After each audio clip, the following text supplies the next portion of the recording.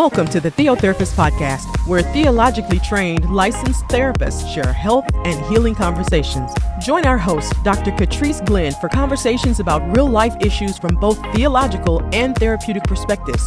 Each week, we speak to guiding questions with real-life application, humor, and engaging guests to share meaningful dialogues with our listeners. Let's begin. Hello, everyone. Hi. I hope you are having a wonderful 2025. I'm Dr. Catrice Glenn, the host of the Theo Therapist Podcast, and we are launching season 3.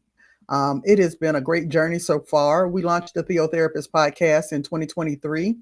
And since then, it's just been a blessing to have so many different guests come and share their journeys and their passion and the intersection of theology and psychology as they see it. We've had people who are in private practice. We've had those who are in academia. We've had some who work in the church space, as well as even some people who do chaplaincy as well. And so this season is kicking off with another great opportunity. I'm really excited about the guests that we have coming up in season 3. I've already started booking well into our 4th and 5th episode. So I am excited about that. The topics you can look forward to this season include resilience and healing from trauma. We're going to look at Black mental health and suicidality. We're going to look at mental health with Black males. We're going to look at clergy mental health and just a host of other topics that I'm really excited about. And I can't wait to share that with you. There are just so many spaces for us to be able to talk about that intersection of healing that happens between faith and therapy. And so I'm glad that you're here. I hope that you'll engage today. We wanted to kick off season 3 with a live stream. And so we have an opportunity here to let you engage and you share. For those of you who are listening and watching this later, beyond the live stream, we thank you for staying with us. We're going to try to respond to any questions that might come up or anybody that has something that they might want to share. But for the most part, we're going to talk about the topic for today. I do want to give a bit of a disclaimer at the beginning. These podcasts are purely for information and entertainment. This is not a substitute for therapy. This is not to say that if you're struggling with something and you're having challenges, you shouldn't reach out for a therapist. I strongly encourage you, if you've not been to therapy or have a therapist, that even if you're feeling healthy, journeying with a therapist could be beneficial to you. So I strongly encourage therapy and you finding your own private space to be able to navigate what that looks like. So here we are beginning season 3. What emerged as today's topic came from so many numerous conversations I've had with people starting 2025. There seems to be an angst in the air. There is a general sense of either uneasiness or anxiety, or in some cases, fear that I'm encountering when I talk to people, either because of what's happening in our world, in our political landscape, what's happening on the news, with different tragedies that seem to be happening that we're hearing about more often. Whether it's the uncertainty of financial stability. There are lots of people who are losing jobs or have the potential of losing jobs. We have lots of change happening. And change is one of those things that can throw us off balance. It can be a destabilizer. And, I've talked to people who are genuinely afraid. They're afraid of what's happening and what's to come. And so when I sat down to try to think, what's a easy way to say this topic or to think about it, I just decided to be honest and to be genuine with what I'm encountering. People who say, I'm scared. And so today's topic is I'm scared. Let's talk about it. We're going to look at overcoming fear and anxiety, particularly in this current state of affairs where things feel so uncertain and things feel a little bit, shaky and destabilizing. So one of the things that I bring to this topic is that this is a subject that I talk to many of my clients regarding. A lot of my clients come in who are struggling with anxiety or depression or struggling with life transitions that trigger anxiety. One of the things I often tell them when that's the first subject we deal with is let's focus on what the thing we're afraid of is.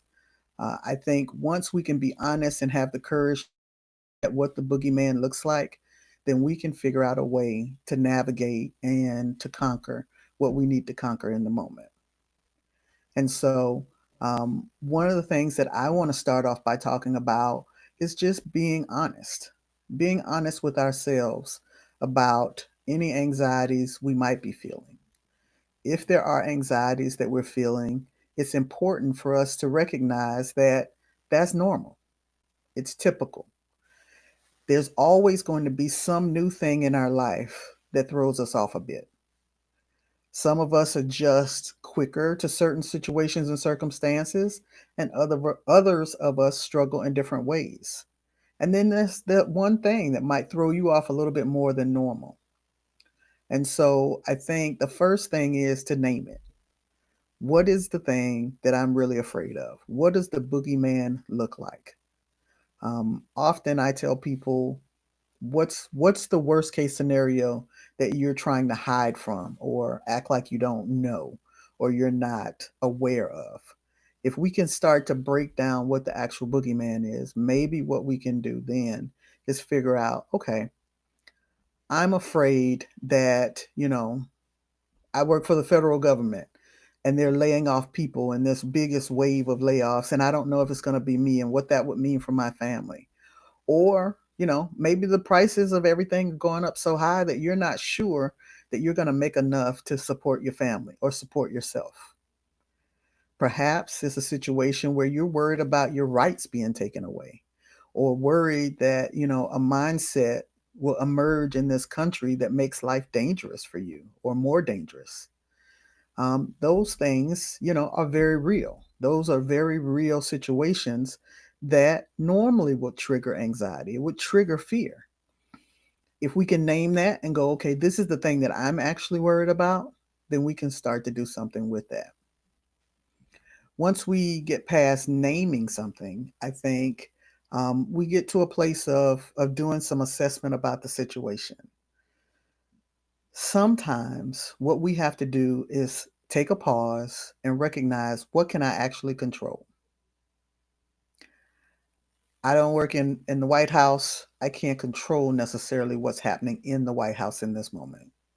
I can't control the hiring managers and the firing managers. So I can't necessarily control who's going to determine my future in that aspect. I may not be able to make the cost of eggs go down. So that's outside my control. But I do have some things that I can genuinely control. I can control what I say. That means what I say and put in the world. What I say to myself as a self statement, whether I tell myself I'm defeated, I'm going to lose, I'm not going to make it, or whether I tell myself, you got this. You're going to take whatever comes at you and you're going to find a way forward. Or whether I tell myself, you are going to overcome everything that's set before you. What we say, we have control over. Beyond that, we also have control over what we do. Is there some action that I can do? Is there something I can do so that I don't feel so powerless? Is there something I can put in place? Something I can start doing with my hands or doing with my energy or doing with my intellect that can kind of change the situation that I'm in? I can control how I react to other people and other situations. Because there are going to be some situations that are they would just blow your mind, but you have to decide how you react to that.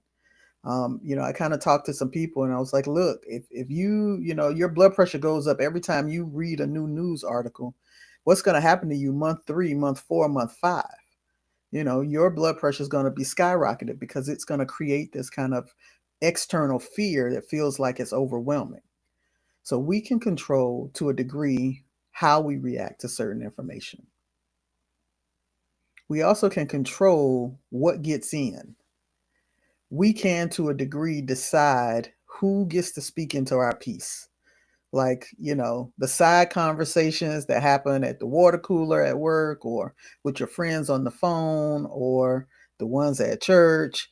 All those little conversations, you can decide to what degree you let the outside noise penetrate into what's going on in your peaceful existence. You also can decide how much intake to take of news and information. We're coming up on Lent season. This might be a good time to consider a social media fast. Not to bury your head in the sand, but maybe to pull back and pull away from things that might be too much information for you, because there are limits for us where it doesn't feel healthy anymore. So once we've asked ourselves the honest thing of what we were afraid of, and we've figured out what do we actually have control over, right? Then we have to look at, where's our faith in the midst of this? Sometimes with our faith walks, it is situations like this that really bring to the forefront what our religious coping looks like.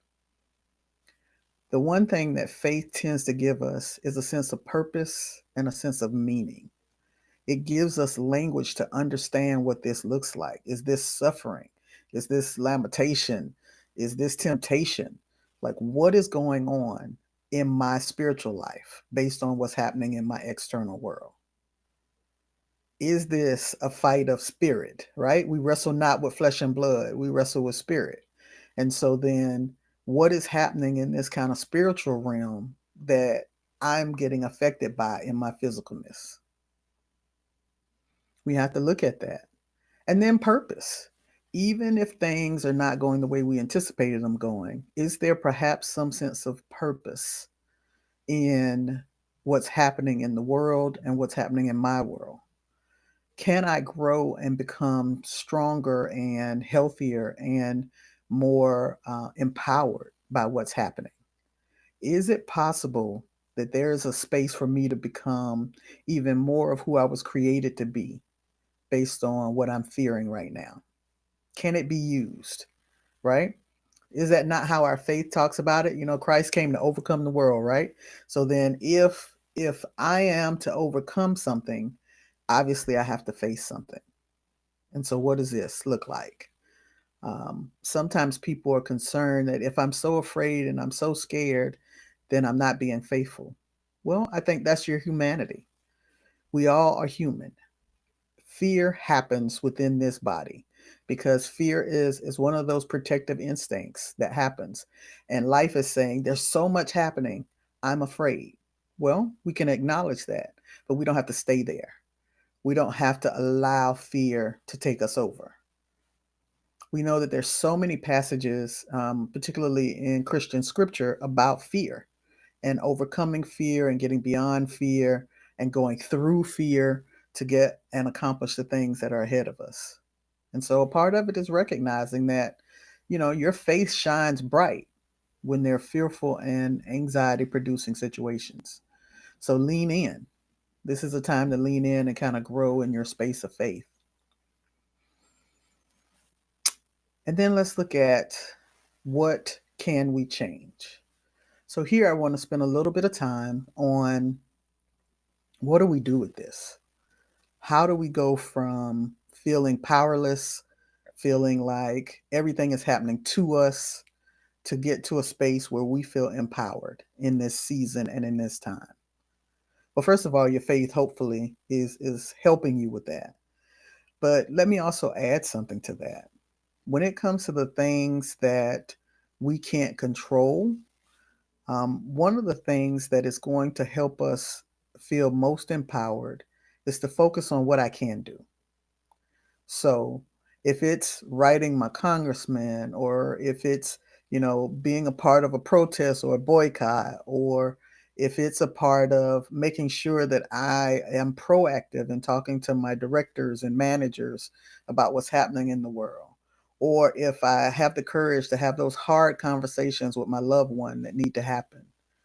Maybe I need to have the courage to speak up in a situation where I don't feel like I have power, so that at least my voice is in the room.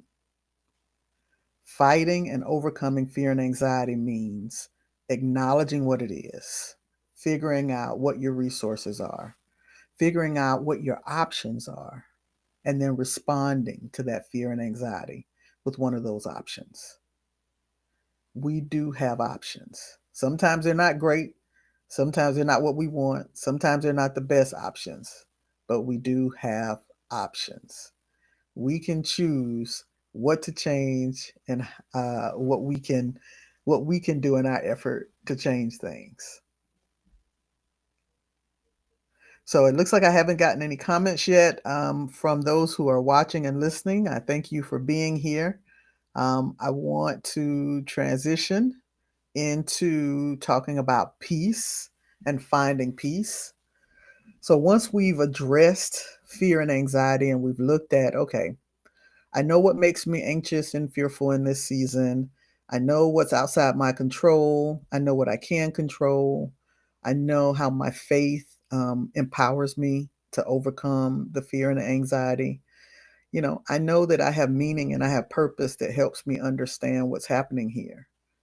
Then the next thing is, how do we find and protect our peace?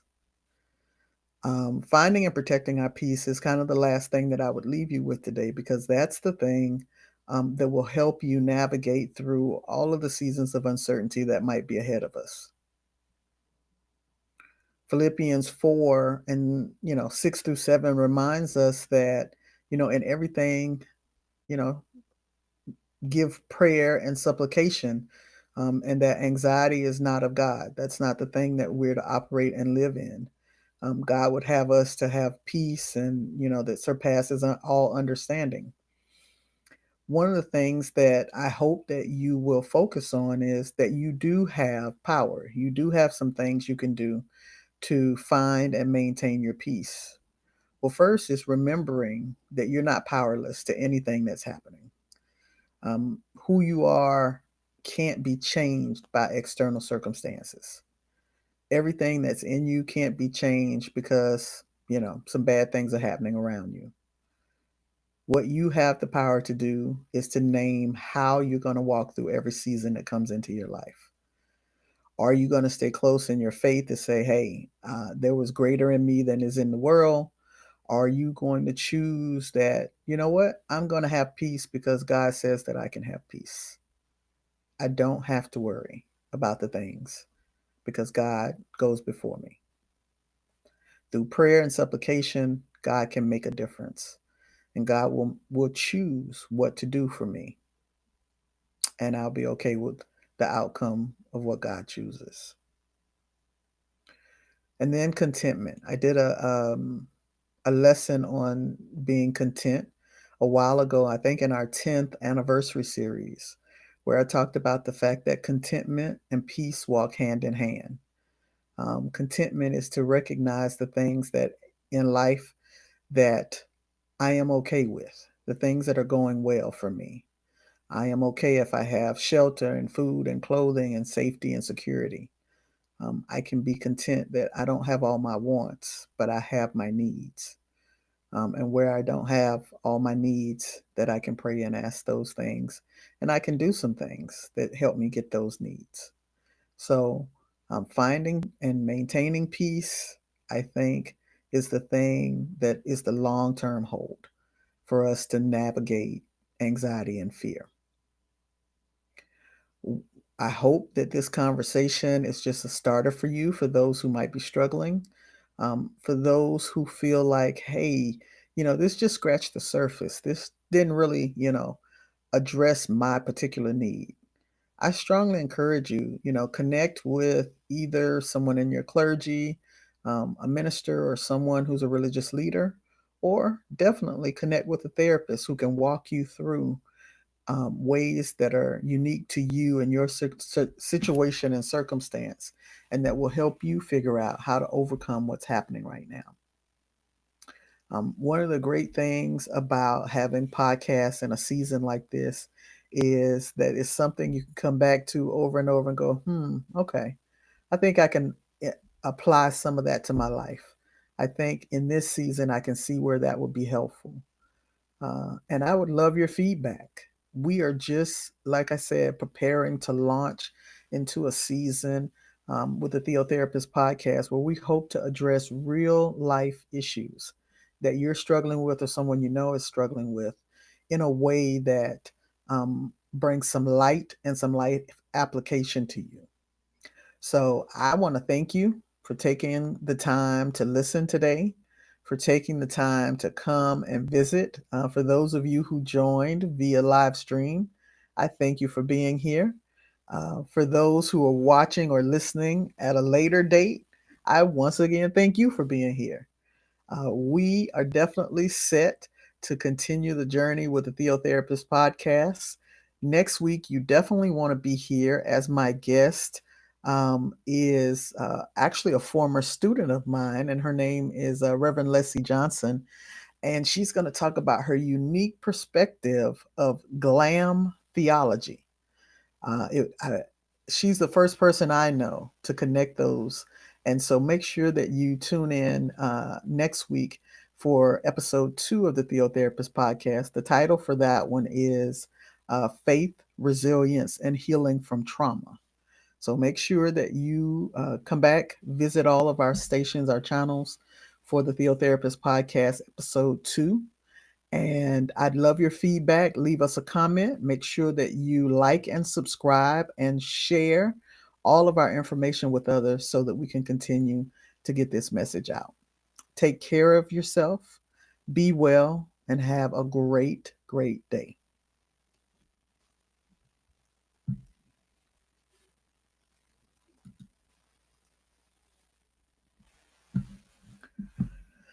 Okay.